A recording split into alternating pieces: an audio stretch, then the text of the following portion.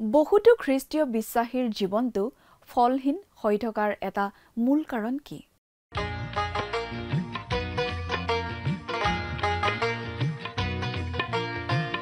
আজিৰে পবিত্ৰ ক্ষণতে উজলি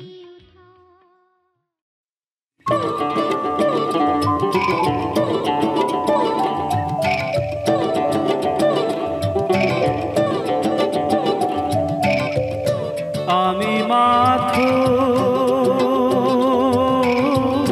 বিপদ দেখা পাওঁ, আমি মাথো বিপদ দেখা পাওঁ, অতি ভবিষ্যৎ যে বথা নাই যে ভঙা আমার বথা নাই যে ভঙা আমার আর প্রভু বিচারে না নিরুপায় আমি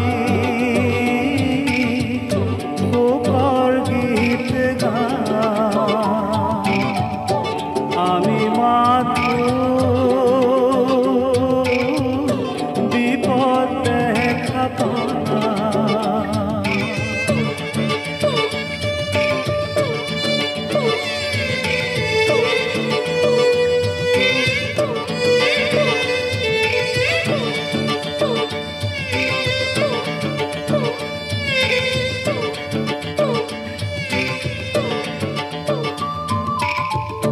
কান্দারি তুমি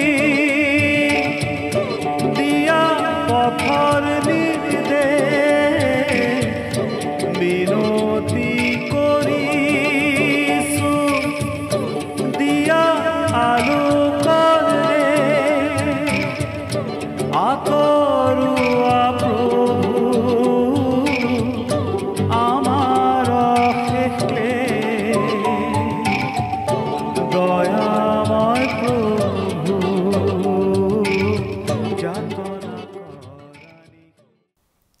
নমস্কাৰ, আমাৰ ভক্তিবচন অনুষ্ঠানলৈ আপোনাক স্বাগতম জনাইছো। খ্ৰীষ্টীয় বিশ্বাসী লোকসকলৰ বাবে বিশেষভাৱে প্ৰস্তুত কৰা এই ভক্তিবচন অনুষ্ঠানটো হৈছে বাইবেল অধ্যয়নৰ ধাৰাবাহিক অসমীয়া অনুষ্ঠান। বাইবেলৰ গোটেই ৬৬খন পুস্তকৰে আমি ইয়াত অধ্যয়ন কৰিম।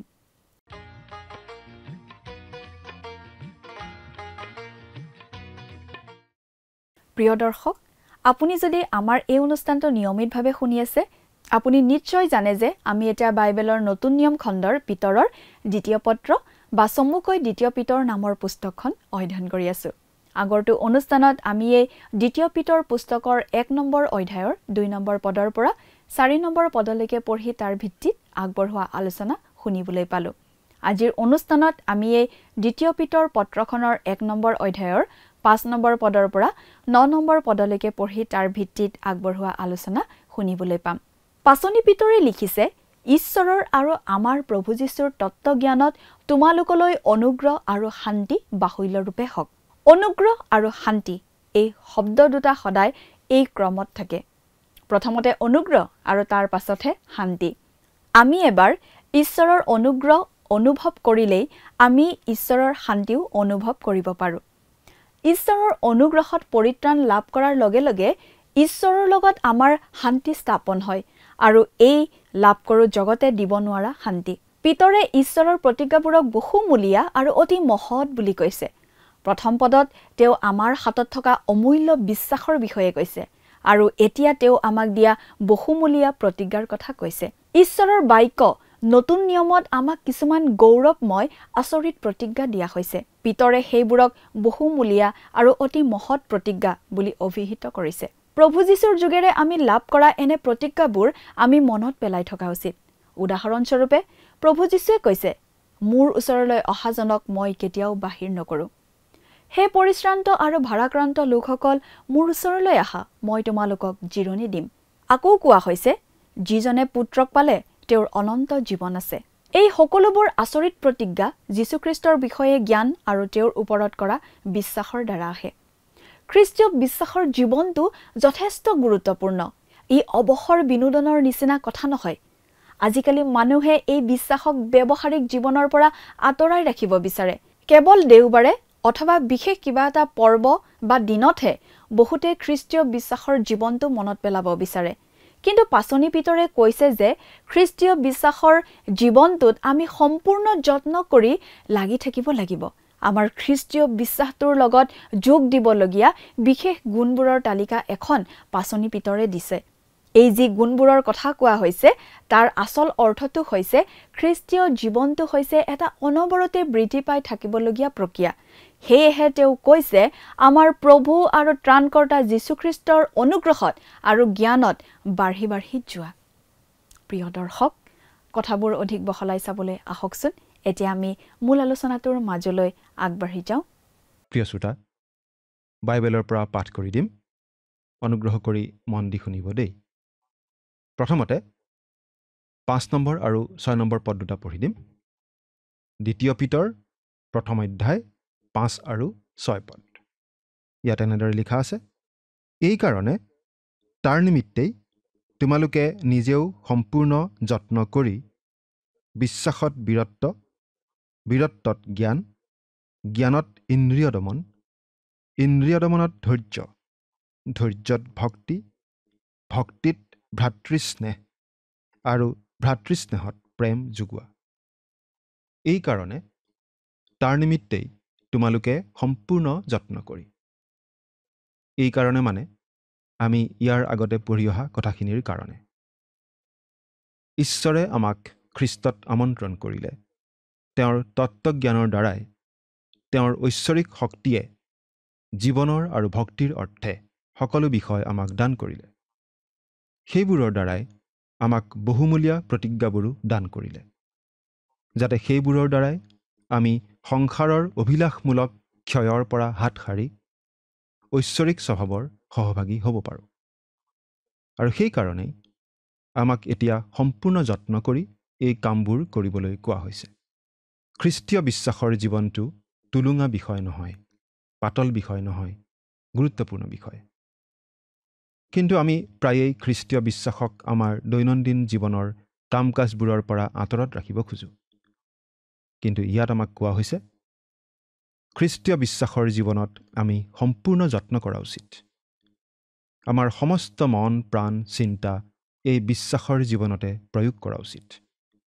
ইয়াত পিতৰে এখন তালিকা দিছে, কিছুমান বিশেষ বিষয়ৰ তালিকা, যিবোৰ আমি আমাৰ বিশ্বাসৰ লগত যোগ দিব লাগে। কিন্তু এইবোৰ কিছুমান মনি নহয় যে এটাৰ পাছত এটাকৈ আমি মালা গাঁঠি যাম, বা এটাৰ ওপৰত এটা সজাই গৈ থকা কাঠৰ টুকুৰাৰ নিচিনা নহয় যে তলৰ কাঠৰ টুকুৰাটো আঁতৰাই দিলে ওপৰৰবোৰ এটা এটাকৈ সৰি পৰিব, বা এটাৰ লগত এটা ইটা গাঁঠি ঘৰ সজাৰ নিচিনা কথাও নহয়। কিন্তু খ্ৰীষ্টীয় জীৱনটো হৈছে বৃদ্ধিৰ জীৱন। এই পত্ৰখনত পিতৰে কথাবোৰ এনেদৰেই বুজাইছে, আৰু পত্ৰখনৰ শেষত তেওঁ এনেদৰে কৈছে, আৰু আমাৰ প্ৰভু আৰু ত্ৰাণকৰ্তা যীশুখ্ৰীষ্টৰ অনুগ্ৰহত আৰু জ্ঞানত বাঢ়ি বাঢ়ি যোৱা। অতি সহজ উদাহৰণ এটাকে লওক। ধৰক, এডাল বাঢ়ি থকা জীয়া গছপুলি। গছপুলি এডাল বাঢ়ি ডাঙৰ দীঘল হৈ যোৱাটো আপুনি নিশ্চয় দেখিছে আৰু ভালদৰে মনো কৰিছে। আমি এডাল সৰু মধুৰি গছৰ পুলি কিনি আনি ঘৰৰ পিছপিনে ৰুই দিছিলোঁ, সৰু পুলি এটা। কিন্তু এতিয়া সেই পুলিটি বাঢ়ি এডাল প্ৰকাণ্ড গছ হ'ল। আমি হাতেৰে ঢুকি পাব নোৱাৰা ওখ গছ হ'ল। গছডাল ফলে ফুলে জাতিষ্কাৰ হ'ল। একেদৰে খ্ৰীষ্টীয় বিশ্বাসৰ জীৱনটো হ'ব লাগে দিনে দিনে বৃদ্ধি পাই যোৱা জীৱন। আমি যদি জংঘল এখন চাওঁ, তাত দুটা কথা সহজেই দেখিম। জীয়া গছবোৰ দিনে দিনে বাঢ়ি গৈ আছে, আৰু মৰা গছবোৰ পচি পচি জহি খহি গৈ আছে। অৰ্থাৎ দুটা ঘটনা ঘটি আছে, আৰু এই ঘটনা দুটাৰ কিবা এটা আপোনাৰ মোৰ খ্ৰীষ্টীয় জীৱনতো অনবৰতে ঘটি থাকে। যদিহে আমি ঈশ্বৰৰ সন্তান, আমি বৃদ্ধি পাব লাগিব। এই বৃদ্ধিৰ লক্ষণবোৰনো কি? তাৰ এই তালিকা এখন পিতৰে আমাক ইয়াত দিছে। প্ৰথমতে, গছপুলিটিৰ মাত্ৰ কেইটামান পাত থাকে, একেবাৰে কুমলীয়া পাত। গা গছডালো অতি কুমলীয়া, লেহুকা। কিন্তু এতিয়া প্ৰকাণ্ড গছডালৰ পাতো বহুত, গা গছডাল অতি মজবুত আৰু ঠাল ঠেঙুলিও বহুত। ঠিক একেদৰে খ্ৰীষ্টীয় বিশ্বাসীজনো আত্মিক জীৱনত বৃদ্ধি পাব লাগিব। প্ৰথমতে পিতৰে কৈছে, বিশ্বাসত বীৰত্ব যোগ দিবলৈ। এই বিশ্বাস হৈছে আমাক পৰিত্ৰাণ দিয়া বিশ্বাস। খ্ৰীষ্টত বিশ্বাস কৰি আমি আমাৰ সকলো পাপৰ ক্ষমা লাভ কৰি খ্ৰীষ্টৰ ধাৰ্মিকতা লাভ কৰোঁ। ঈশ্বৰৰ দৃষ্টিত আমি সম্পূৰ্ণ ধাৰ্মিক বুলি পৰিগণিত হওঁ। আমি হৈ পৰোঁ ঈশ্বৰৰ সন্তান আৰু আমি লাভ কৰোঁ ঈশ্বৰৰ প্ৰকৃতি, ঈশ্বৰৰ স্বভাৱ। সেই বিশ্বাসৰ লগত আমি এতিয়া যোগ দিব লাগে বীৰত্ব। বীৰত্ব বুলি কওঁতে সুন্দৰ সুঠাম শৰীৰৰ ব্যক্তি, শক্তিশালী, সাহসী আৰু শ্ৰেষ্ঠ গুণসম্পন্ন ব্যক্তিক বুজা যায়। আমাৰ খ্ৰীষ্টীয় জীৱনতো এইবিলাক গুণ প্ৰকাশ পাই উঠিব লাগে। আমি সত্যৰ হকে, খ্ৰীষ্টৰ হকে, নৈতিকতাৰ হকে সাহসেৰে থিয় দিব পৰা হ'ব লাগে। সেইবাবেই আমাক কোৱা হৈছে বিশ্বাসৰ লগত বীৰত্ব যোগ দিবলৈ। বীৰত্বত জ্ঞান। ইয়াৰ জ্ঞান শব্দটোৰ মূল গ্ৰীক শব্দটো হৈছে গ্নছিছ, অৰ্থাৎ ঈশ্বৰক পৰিত্ৰাণৰ যোগেদি জনা। ই বৃদ্ধিক বুজায়। ২ নম্বৰ পদত আমি যিটো তত্ত্বজ্ঞান বুলি শব্দ পাইছিলোঁ, তাৰ মূল গ্ৰীক শব্দটো আছিল এপিগ্নছিছ, অৰ্থাৎ উচ্চতম পৰ্যায়ৰ জ্ঞান। পাচনি পৌলেও কলচীয়া বিশ্বাসীসকললৈ লিখোঁতে লিখিছিল যে তেওঁলোকে যাতে এই এপিগ্নছিছ বা উচ্চতম পৰ্যায়ৰ জ্ঞান আহৰণ কৰিব পাৰে, তাৰ বাবে তেওঁ প্ৰাৰ্থনা কৰিছিল। কিন্তু পাচনি পৌল আৰু পিতৰ দুয়ো জ্ঞান বুলি কওঁতে খ্ৰীষ্টীয় জীৱনৰ বৃদ্ধি আৰু অগ্ৰগতিৰ কথা বুজাইছিল। আৰু উচ্চতম পৰ্যায়ৰ জ্ঞানেই হৈছে লক্ষ্য। পবিত্ৰ আত্মাই আমাক ঈশ্বৰৰ বাক্য শিকাই বুজাই এই উচ্চতম পৰ্যায়ৰ জ্ঞান দিব পাৰে। এজন বিখ্যাত বাইবেল পণ্ডিতে এনেদৰে কৈছিল, মই কলেজত পঢ়ি থকা অৱস্থাত যথেষ্ট সন্দেহ কৰিছিলোঁ। বাইবেল জানো সঁচাকৈ ঈশ্বৰৰ বাক্য হয়? মই এনে সন্দেহ কৰিছিলোঁ। খ্ৰীষ্টত মোৰ বিশ্বাস আছিল যদিও অতি দুৰ্বল বিশ্বাস আছিল। কিন্তু এতিয়া মই অতি দৃঢ়ভাৱে ক'ব পাৰোঁ যে বাইবেলেই ঈশ্বৰৰ বাক্য বুলি মই কেৱল বিশ্বাসেই কৰোঁ এনে নহয়, মই জানো যে বাইবেল সঁচাকৈ ঈশ্বৰৰ বাক্য। পবিত্ৰ আত্মাই এই কথাটো মোক নিশ্চিতভাৱে জনাই দিছে। প্ৰিয় শ্ৰোতা, পবিত্ৰ আত্মাই ঈশ্বৰৰ বাক্য আমাক শিকাই বুজাই আমাৰ বাবে বাস্তৱ কৰি তোলাৰ পাছত আমাৰ অন্তৰত আৰু কোনো সন্দেহ থাকিব নোৱাৰে। যুক্তি তৰ্কৰ যোগেদি আমি প্ৰমাণ কৰিবলৈ চেষ্টা কৰিব পাৰোঁ যে বাইবেলেই ঈশ্বৰৰ বাক্য। এনেকুৱা বহুতো কিতাপ লিখা হৈছে। বহুতো লোকে এই বিষয়ে গৱেষণা কৰি PhD ডিগ্ৰী পৰ্যন্ত লাভ কৰিছে। কিন্তু পবিত্ৰ আত্মাই যেতিয়া আমাক নিশ্চিতভাৱে জনাই দিয়ে, তেতিয়া এনেকুৱা কিতাপ, এনেকুৱা যুক্তি তৰ্কৰ সহায় নোলোৱাকৈও আমি অতি দৃঢ়ভাৱে ক'ব পাৰোঁ যে বাইবেলেই ঈশ্বৰৰ বাক্য।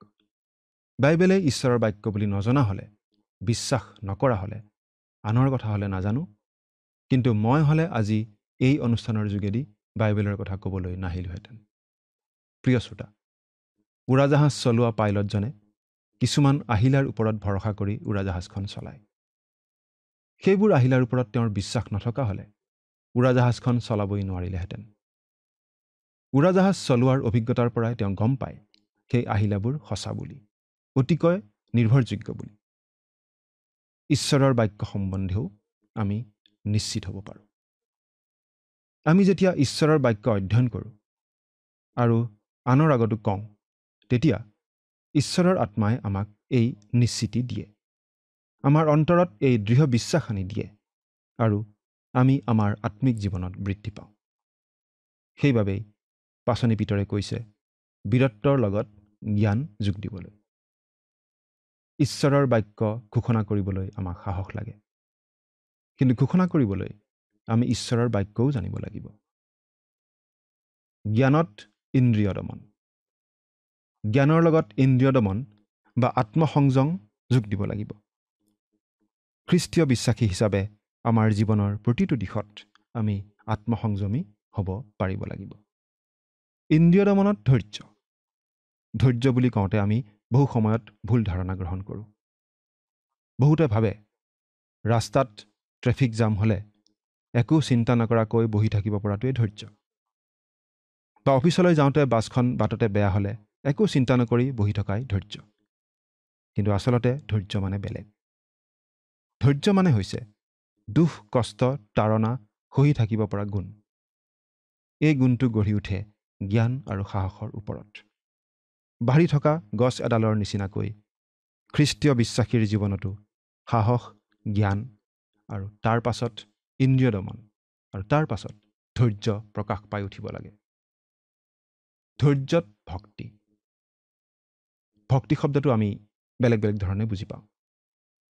আচলতে ইয়াত ভক্তি বুলি কওঁতে এটা বিশেষ অৰ্থ প্ৰকাশ পাইছে, সেইটো হৈছে ঈশ্বৰৰ নিচিনা হোৱা।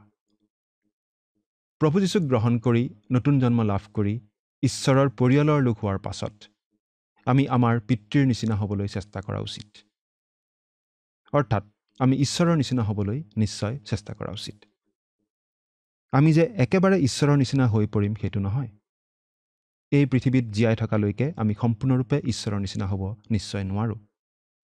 কিন্তু আমাৰ জীৱনৰ লক্ষ্য হোৱা উচিত আমি যাতে অধিককৈ তেওঁৰ নিচিনা হৈ যাওঁ। প্ৰতিজন খ্ৰীষ্টীয় বিশ্বাসীৰ এইটো অন্তৰৰ হাবিয়াস হোৱা উচিত।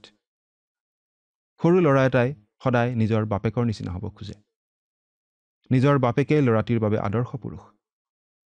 কিন্তু আমি প্ৰায়েই দেখিবলৈ পাওঁ যে ল'ৰাটি ডাঙৰ হৈ ডেকা হোৱাৰ পাছত বাপেকৰ গাত কিবা দুখ, কিবা দুৰ্বলতা দেখি বাপেকক আদৰ্শ পুৰুষ বুলি নমনা হ'ব পাৰে। এনেকুৱা হ'লে সন্তানৰ মনত তিক্ততাৰ সৃষ্টি হয়। নিজৰ বাপেকৰ গাত দুখ, দুৰ্বলতা দেখিলে সন্তান হতাশ হয়। কিন্তু আমাৰ পিতৃ ঈশ্বৰৰ গাত আমি কেতিয়াও তেনেকুৱা দুখ, দুৰ্বলতা দেখা নাপাওঁ। তেওঁ ঈশ্বৰ, তেওঁ আমাৰ বাবে আদৰ্শ ব্যক্তি। তেওঁকেই আমি সদায় প্ৰশংসা কৰিব পাৰোঁ, উপাসনা কৰিব পাৰোঁ। এই ভক্তি শব্দটোৰ মাজত ঈশ্বৰক প্ৰশংসা আৰু উপাসনা কৰাৰ ভাৱটো সোমাই আছে। ইয়াত ঈশ্বৰক সম্পূৰ্ণৰূপে নিৰ্ভৰ কৰি তেওঁতেই সমৰ্পিত জীৱন কটোৱাৰ ভাৱ এটা নিহিত হৈ আছে। যেতিয়াই আমি আত্মিকভাৱে বৃদ্ধি পাওঁ, আমি অধিককৈ পিতৃ ঈশ্বৰৰ নিচিনা হ'ব বিচাৰিম আৰু তেওঁৰ প্ৰতি বাধ্য হৈ তেওঁতেই আমাৰ জীৱন সমৰ্পণ কৰি জীয়াই থাকিবলৈ শিকিম। ভক্তিত ভ্ৰাতৃস্নেহ, এই কথাটো আমি অলপ বেলেগ ধৰণেও ক'ব পাৰোঁ। খ্ৰীষ্টীয় বিশ্বাসীসকলৰ মাজত বিশেষ ভাল পোৱাৰ ভাৱ থাকিব লাগে। আমি আন খ্ৰীষ্টীয় বিশ্বাসীসকলক ভাল পাব লাগে। খ্ৰীষ্টীয় বিশ্বাসীসকল খ্ৰীষ্টত ভাই ভাই। গতিকে ইজনে সিজনক ভাল পাব পাৰে, সহভাগিতা ৰাখিব পাৰে। আত্মিকভাৱে বৃদ্ধি পোৱা খ্ৰীষ্টীয় বিশ্বাসীসকলৰ জীৱনত এই বিশেষ ভ্ৰাতৃপ্ৰেম প্ৰকাশ পাই উঠিবই আৰু ভ্ৰাতৃস্নেহত প্ৰেম যোগোৱা। খ্ৰীষ্টীয় বিশ্বাসীসকলে কেৱল আন খ্ৰীষ্টীয় বিশ্বাসীক স্নেহ কৰিলে নহ'ব, আন সকলো লোকৰ প্ৰতি বিশেষ প্ৰেমৰ ভাৱ প্ৰকাশ কৰিব লাগিব।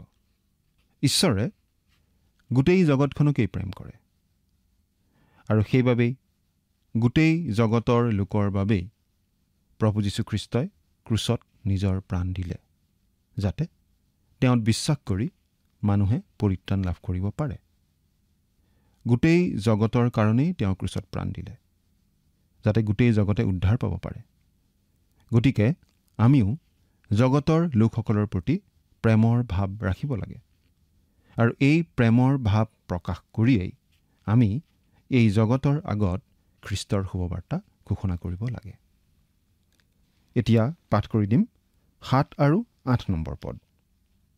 কিয়নো এই সকলো তোমালোকত থাকিলে আৰু উপচি পৰিলে আমাৰ প্ৰভু যীশুখ্ৰীষ্টৰ তত্ত্বজ্ঞানৰ কথাত তোমালোকক এলেহুৱা আৰু ফলহীন হৈ থাকিবলৈ নিদিব।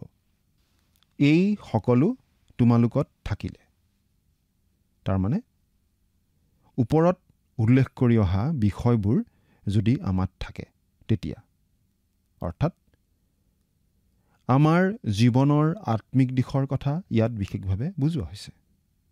বাহ্যিক ৰীতি নীতি পালনৰ কথা ইয়াত কোৱা হোৱা নাই। যেতিয়া আমাৰ বিশ্বাস, বীৰত্ব, জ্ঞান, ইন্দ্ৰিয় দমন, ধৈৰ্য, ভক্তি, ভাতৃস্নেহ প্ৰেম আদি থাকে তেতিয়া কি হয় সেই কথাটো ইয়াত কোৱা হৈছে।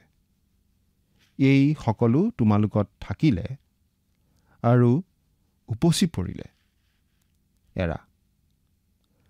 আমি আত্মিকভাৱে বৃদ্ধি পাই থাকিলে এই সকলোবিলাক আমাৰ জীৱনত উপচি পৰিবই, এই কথা নিশ্চিত। আমাৰ প্ৰভু যীশুখ্ৰীষ্টৰ তত্ত্বজ্ঞানৰ কথাত তোমালোকক এলেহুৱা আৰু ফলহীন হৈ থাকিবলৈ নিদিব। তাৰমানে কি কোৱা হৈছে বাৰু? এলেহুৱা হৈ থকা মানে কি বুজাইছে বাৰু? এলেহুৱা হৈ থকা মানে আমাৰ জীৱনত আত্মাৰ ফলবোৰ প্ৰকাশ পাই নুঠাকেই বুজোৱা হৈছে। অৰ্থাৎ আমি যেতিয়া আত্মিকভাৱে বৃদ্ধি পাই থাকোঁ আৰু যেতিয়া ঈশ্বৰকেই আমাৰ জীৱন নিয়ন্ত্ৰণ কৰিবলৈ আমি দিওঁ, তেতিয়া কি হয়? তেতিয়াহে আমাৰ গাত পবিত্ৰ আত্মাৰ ফলবোৰ এটা এটাকৈ প্ৰকাশ পাই উঠিব ধৰে। ফলহীন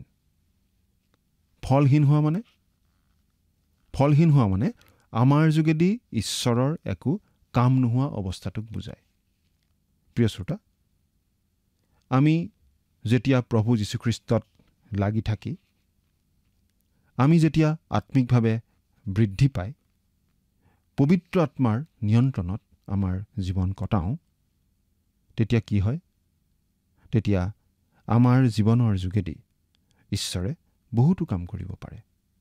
বিশেষকৈ আমাৰ জীৱনৰ যোগেদি খ্ৰীষ্টৰ শুভবাৰ্তা ঘোষণা হ'ব পাৰে, খ্ৰীষ্টৰ সাক্ষ্য প্ৰকাশ হ'ব পাৰে আৰু আমাৰ জীৱনৰ যোগেদি বহুতো লোকে সেই শুভবাৰ্তা গ্ৰহণ কৰি সেই পৰিত্ৰাণ লাভ কৰিব পাৰে। বহুতো লোকে আমাৰ জীৱনৰ যোগেদি আশীৰ্বাদ লাভ কৰিব পাৰে। আমি বহুতৰ বাবে তেতিয়া আশীৰ্বাদস্বৰূপ হৈ পৰিব পাৰোঁ। আমি বাৰু কেনেকুৱা জীৱন কটাই আছোঁ? আনৰ বাবে আশীৰ্বাদস্বৰূপ হৈছোনে? আমাৰ জীৱনত বাৰু পবিত্ৰ আত্মাৰ ফল কিবা প্ৰকাশ পাইছেনে? এতিয়া 9 নম্বৰ পদটো পঢ়ি দিম। কাৰণ এই সকলো যাৰ নাই তেওঁ অন্ধ, তেওঁ ওচৰতহে দেখে, তেওঁৰ পূৰ্ব পাপৰ মোচন তেওঁ পাহৰি গ'ল। আকৌ পাঠ কৰি দিছোঁ। এই সকলো যাৰ নাই তেওঁ অন্ধ, তেওঁ ওচৰতহে দেখে, পূৰ্ব পাপৰ মোচন পাহৰি গ'ল। অতি গুৰুত্বপূৰ্ণ কথা ইয়াত কোৱা হৈছে, নহয়নে প্ৰিয় শ্ৰোতা? এলেহুৱা আৰু ফলহীন খ্ৰীষ্টীয় বিশ্বাসীসকলে লাহে লাহে কথাবোৰ পাহৰি যাব ধৰে। লাহে লাহে কথাবোৰ পাহৰি যায় আৰু নিজৰ পৰিত্ৰাণৰ নিশ্চয়তা সম্বন্ধেই তেনেকুৱা মানুহৰ মনত সন্দেহ উপজিব ধৰে। এলেহুৱা আৰু ফলহীন খ্ৰীষ্টীয় বিশ্বাসীয়ে নিজৰ পৰিত্ৰাণৰ নিশ্চয়তা সম্বন্ধেই সন্দেহ কৰিব ধৰে। তেওঁ পৰিত্ৰাণ পাইছেনে পোৱা নাই এই বিষয়ে তেওঁৰ মনত সন্দেহ উপজে। কোনো খ্ৰীষ্টীয় বিশ্বাসী যদি আত্মিকভাৱে বৃদ্ধি পাই নাথাকে বা যদি বৃদ্ধি নাপায় আৰু যদি ঈশ্বৰৰ লগত সহভাগিতা ৰক্ষা কৰি নচলে, তেতিয়াহ'লে কি হয়? তেতিয়া তেনেকুৱা খ্ৰীষ্টীয় বিশ্বাসীৰ মনত এনেকুৱা ধৰণে সন্দেহ হ'ব ধৰে, মই সঁচাকৈ পৰিত্ৰাণ পালোনে? মোৰ বাৰু পাপবোৰ ক্ষমা হ'লনে? এনেকুৱা ধৰণৰ প্ৰশ্ন তেওঁৰ মনত উঠিব ধৰে। প্ৰিয় শ্ৰোতা, সেইবাবে পাচনি পৌলেও খ্ৰীষ্টীয় বিশ্বাসীসকললৈ এই বুলি লিখিছিল। পাঠ কৰি দিছোঁ। 1 কৰিন্থিয়া 16 নম্বৰ অধ্যায়ৰ 13 আৰু 14 নম্বৰ পদ। ইয়াত এনেদৰে লিখা আছে, তোমালোকে পৰ দি থাকা, বিশ্বাসত সুস্থিৰ হোৱা, পুৰুষালী দেখুওৱা, শক্তিমন্ত হোৱা আৰু তোমালোকৰ সকলো কৰ্ম প্ৰেমেৰে কৰা হওক। পাচনি পৌলে এই বুলিও লিখিছিল 2 কৰিন্থিয়া 13 নম্বৰ অধ্যায়ৰ 5 নম্বৰ পদ। মন দি শুনিবচোন, ইয়াত কি লিখিছে? তোমালোক বিশ্বাসত আছানে নাই তাক জানিবলৈ নিজৰ পৰীক্ষা কৰা আৰু নিজৰ প্ৰমাণ চোৱা। নতুবা তোমালোকে নিজৰ বিষয়ে নাজানা নেকি যে যীশুখ্ৰীষ্ট তোমালোকৰ অন্তৰত আছে? নাথাকিলে তোমালোক অপ্ৰমাণিক লোক। আমি নিজকে পৰীক্ষা কৰা উচিত। আমি বিশ্বাসত থিৰে আছোনে নাই? আমি নিজৰ খুচিমতে জীৱন ধাৰণ কৰি থাকিলে আমাৰ খ্ৰীষ্টীয় বিশ্বাসত আমি দুৰ্বল হৈ পৰিম। আমাৰ মনত নানা ধৰণৰ সন্দেহ উপজিবই, তাত কোনো সন্দেহ নাই। আমি খ্ৰীষ্টীয় বিশ্বাসী হ'লেও সেই বিষয়ে আমাৰ অন্তৰত নিশ্চয়তা নোহোৱা হৈ পৰিব। খ্ৰীষ্টক গ্ৰহণ কৰিলে আমি পৰিত্ৰাণ পাওঁ আৰু এই পৰিত্ৰাণ আমি কেতিয়াও নেহেৰুৱাওঁ, এই কথা আমি বিশ্বাস কৰোঁ। কিন্তু আমাৰ নিজৰ ক্ষেত্ৰত হ'লে সন্দেহ উপজিব পাৰে। আমি সঁচাকৈ পৰিত্ৰাণ পালোনে এই বুলি, যদিহে আমি আত্মিকভাৱে বৃদ্ধি পাই নাথাকোঁ, যদিহে ঈশ্বৰৰ লগত সহভাগিতা ৰক্ষা কৰি নচলোঁ। প্ৰিয় শ্ৰোতা, আপুনি বাৰু প্ৰভু যীশুক ত্ৰাণকৰ্তা বুলি গ্ৰহণ কৰিছেনে? আপোনাৰ পৰিত্ৰাণ সম্বন্ধে আপুনি নিশ্চিত নে? চিন্তা কৰি চাওকচোন। ঈশ্বৰে আপোনাক আশীৰ্বাদ কৰক। আমেন।